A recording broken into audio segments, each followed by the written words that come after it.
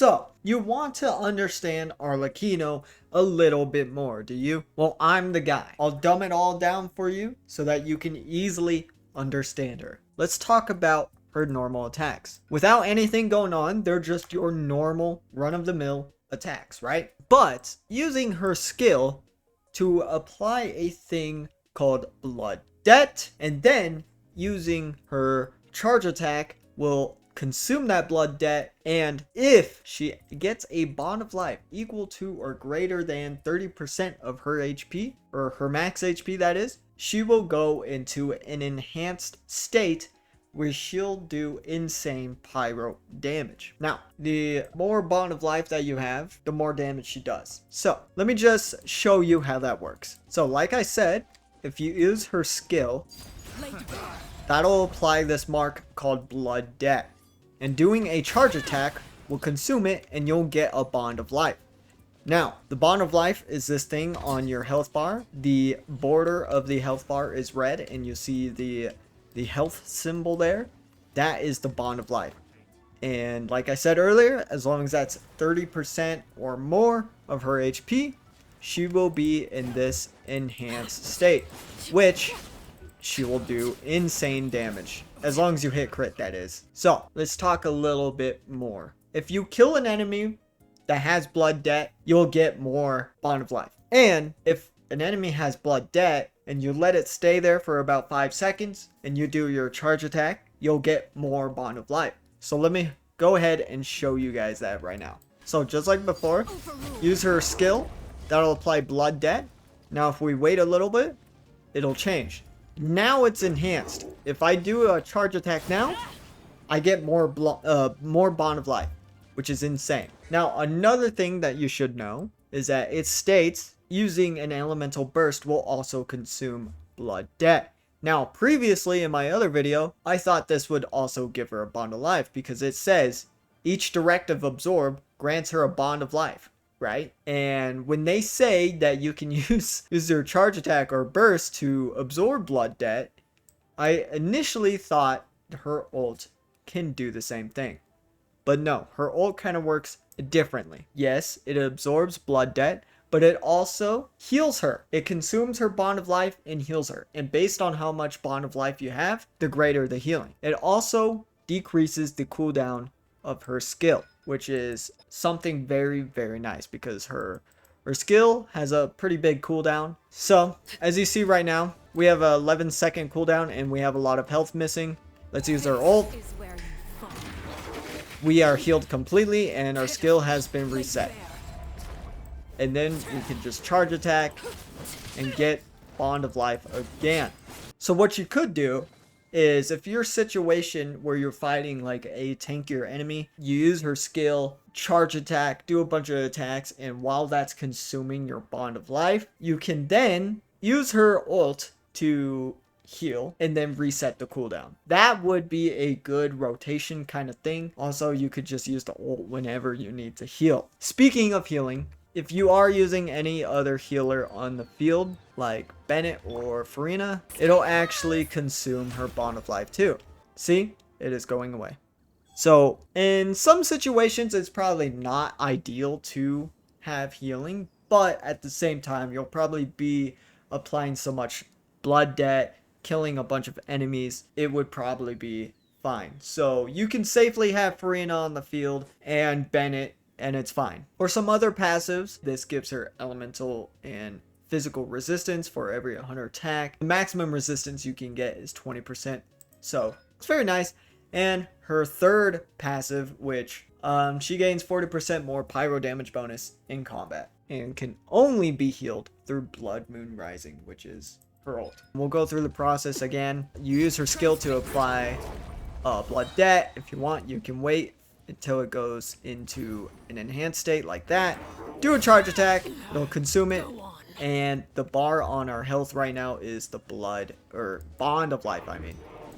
And again, as long as it's 30% or higher of her max HP, you can do these enhanced states. Hitting enemies in this enhanced state will consume bond of life, but if you kill them, you get more bond of life. Now, as for how to build her, she does want a lot of attack, so you do want probably her sands to be attack, or you could go on the route of doing a full piece of Gladiator's Finale, which will give her 18% more attack, but also increase her normal attack damage. So using a full piece Gladiators would be fine. You can do crit rate or crit damage circlet based on, your crit ratio. So if you need more crit rate, go with that. If you need more crit damage, go with that. Of course, we want some pyro damage bonus. We want some of that. So use that in her cup. Again, if you don't have like at least 2000 attack, I would say go for an attack sans. If you do have enough attack, elemental mastery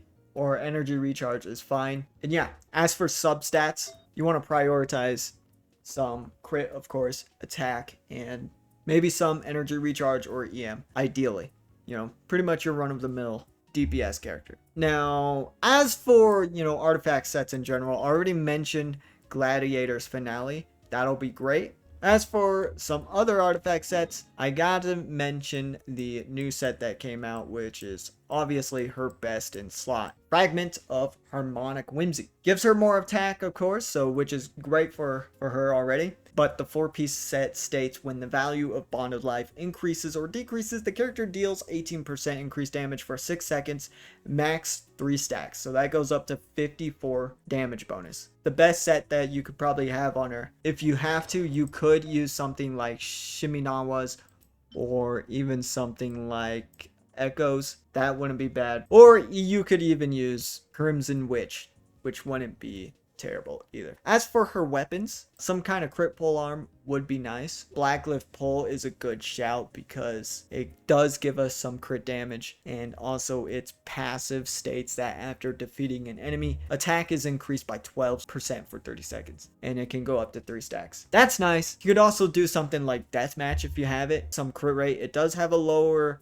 base attack, but it does stay in its passive if there are at least 2 opponents nearby. Attack is increased by 20%, and if there are fewer than 2 opponents, attack is increased by 30%. Well, it's probably lower because I have refinement rank 2, but if you wanted some energy recharge or something, Engulfing Lightning isn't bad either because it does give you that energy recharge. It has great base attack and it also provides a lot of attack in its passive, so that's good as well. Missive Wind Spear probably wouldn't be terrible because it gives some attack all around. Prototype Star Glitter probably wouldn't be bad. It's gonna have a lower attack, so it's not gonna be providing much there, but it does give you increased damage for normal attacks, so that's nice. For really budget, let me shout out the Halberd. Alright, a 3-star polearm. Theoretically, it might not be terrible. Theoretically, alright, I can't show you because I don't have it leveled up, but it has an attack percent, so it might be able to give you a decent amount of attack, but also its passive is pretty nice. Normal attacks deal an additional 280% attack as damage once every 10 seconds. So if you have this at R5, which is a good possibility, you can gain a great amount of attack, theoretically, and your normal attacks will do more damage. So maybe the Halberd will actually be good. Now, another one that you could use is White Tassel. You're going to be losing a lot of attack, I won't lie, but it will offer some crit rate, and it does state that it increases your normal attack damage, which is fine. But again, you might be losing a lot of attack, and to remind you, her normal attack in her enhanced state does go based off of her attack plus her bond of life, so she would like some attack. And of course, if you manage to get her signature weapon, that's going to be really damn good with her no matter what. And if you have it, the Primordial Jade Spear is really good as well. As for her team, any elemental reaction type team would probably be good. So Vaporize, you could plop Farina on there. Farina will do Farina things, apply Hydro and whatnot. Good character. You could use someone of the likes of Ayato because he has a big AoE field that he can apply, and that'll do some Hydro application, which would be very, very, very nice. And of course, if you have Shincho or Yelan, they basically will help you apply Hydro when you're doing normal attacks. And then Mona, if you wanted to plop Mona in there for a little bit damage bonus, she can apply hydro decently as well. For a melt team, you could do something on the likes of Rosaria or Layla to apply those cryo instances. Also, putting in Sucrose or Kazuha to swirl up that cryo wouldn't be bad. Also, if you have it, doing a overload team with Xiangling and Chevreuse or something like that wouldn't be bad either. Now, with that all being said, you're probably curious to if putting a healer is recommended or not. You'll be fine. Diana would probably be fine in a cryo melt team. But overall, Bennett wouldn't be bad. If you don't want to use a healer at all, you could use someone like the likes of Zhongli or just shielding.